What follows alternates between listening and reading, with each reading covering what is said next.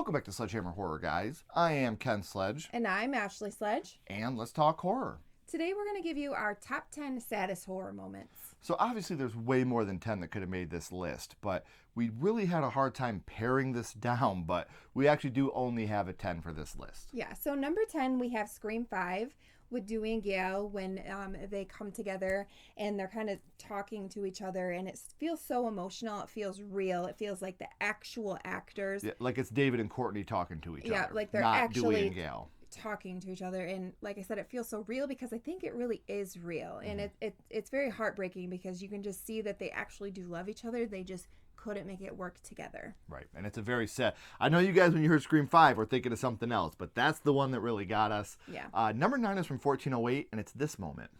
Oh, you can't think her twice. You can't. Again, a moment that is just heartbreaking. I lost my daughter. You're going to give her back to me just to take her again. Yeah. And the way John Cusack delivers his lines in He's this moment, phenomenal. it's just a terribly sad moment in an amazing movie. Yeah, it's very heart-wrenching. It's like, you did this to me once. Like, you don't can't do it again. You can't do this to me again. Right. Number 8, we have It Chapter 2, and that is when Richie is crying over Eddie in the quarry, and then he's carving their initials.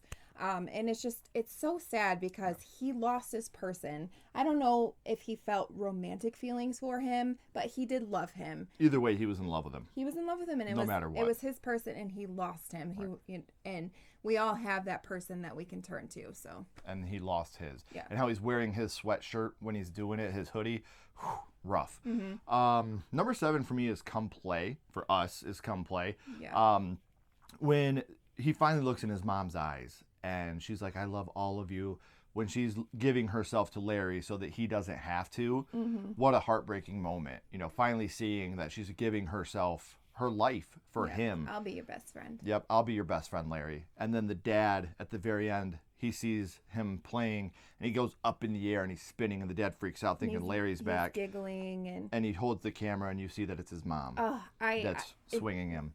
Tears, just tears roll down my face. It's just so sad because he is on the autistic spectrum. Yeah. So when you finally get that, like him looking in her eyes for the very first time, that's just so powerful. Especially because earlier in the movie she talked about it. She's like, he won't even look me in my eyes. You know, she thinks that he hates her. Yeah, well, because she kind of has to be like the disciplinary. She has to keep the structure. Where Dad, he's like the fun guy and just comes around and does all the fun stuff and plays the fun games. So. For him to finally give her that acknowledgement of I do love you back is amazing. Absolutely. So number 6, we have A Quiet Place. So when he signs, I love you. I've always loved you. I don't know how to do this, the sign. I'm not. But it's so heartbreaking because he's about to sacrifice himself for his family, and the entire time there's this tension between him and his daughter because she thinks that he hates her because she gave her brother the spaceship with the batteries in it that had the noise going, and he got taken. And just when he finally says, I've always loved you, doesn't matter what you do, this is an unconditional love. So, and you got the brother watching this happen, the sister watching this happen, Emily Blunt, the mother, is watching this happen. There's so many different things that are going on at once, and just a very heartbreaking. And when he gives out that guttural scream so the monster can come and get him, a father's love. Number 5 comes from Happy Death Day to You, and we could have done 2 different scenes from this. When she first sees her mom in the dimension, but we're gonna go with when she has to say goodbye. She knows that she has to go back to our timeline, and the goodbye she gives her mom.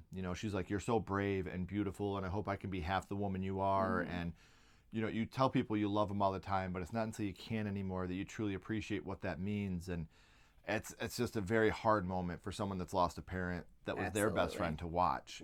What I have to say goodbye to you now. It's just when I got you back for a second time, and everybody that has lost a parent has dreamed of just like, what would I say if I got let me hold you again. One more minute. Yeah, let me hold you again. Yeah, for real. Number 4, we have Train to Busan.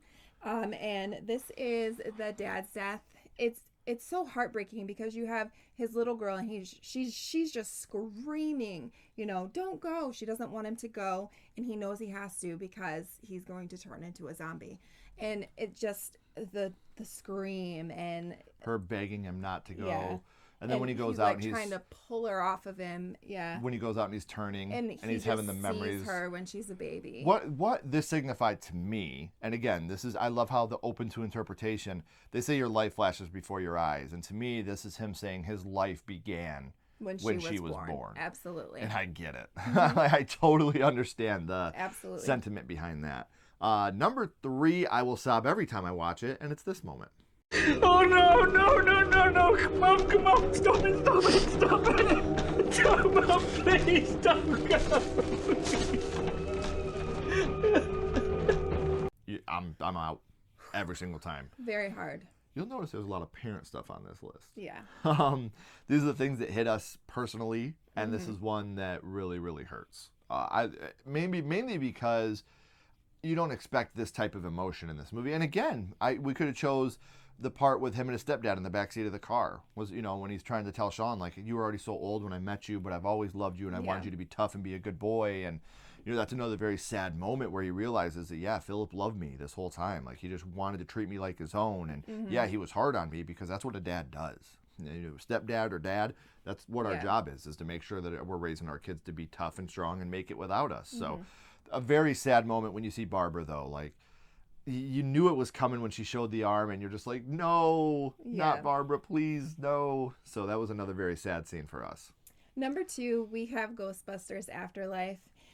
This is the end where he is, where Egon is the ghost, and he gets reunited with his daughter. He finally sees his daughter. Well, she finally sees him. She's been so upset with him for her entire life because she thought he was a different man than he really was. She didn't realize what he was actually doing for her. And just when they're reunited and she hugs him, like, I could cry thinking about it right now. Like, it was a rough. And then he just, like, disappears. Yeah, when he dissipates, and, you know, and even, like, at that moment when the other Ghostbusters are talking, you know, it's them. Like we said with Dewey and Gale, this is Bill Murray. Like, that's them talking, you know, like, I miss you. I should have called you. Yeah. You know, like that whole scene, like. Yeah, but anything with little girls and their dad, I'm out. Well, we got one last one, and this is one that we didn't see that coming episode on this, and we almost cried talking about this scene then, and it's this one right here. Do I make her proud?